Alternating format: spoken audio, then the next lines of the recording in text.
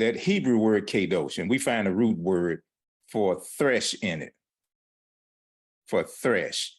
What is it? Dalet resh, kov shin resh, yeah, kadosh. No, dalet shin.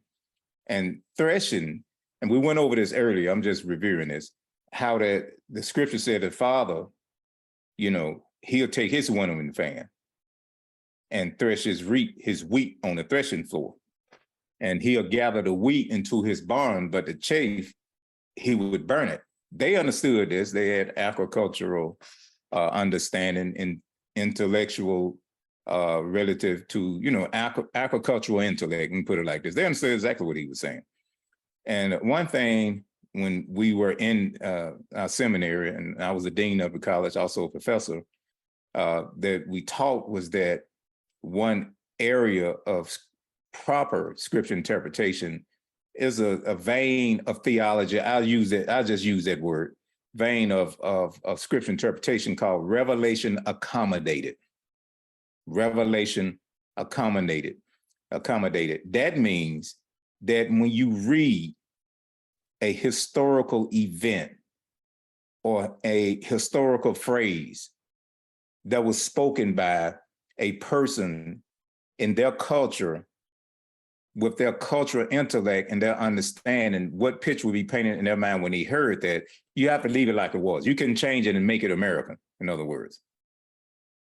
You had to allow it to stay within the confines of what it meant to them. You didn't twist it and turn it and, and try to, be all hip to hop there and entertaining and, and ooh, yeah, he got a blessing for you if you can, if you know that, and this and then just some all kind of stuff. I don't even get into the trash.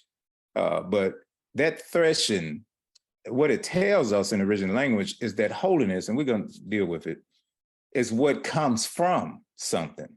Now you think about Roman Yim, and we'll be going back to it when he said, don't be trained or don't be conformed or don't have your belief system intoxicated and poisoned by the world system and their beliefs, but transform the way you think by the renewing of your mind, so that you would be able to discern or prove what is the good, perfect, and will of the Father.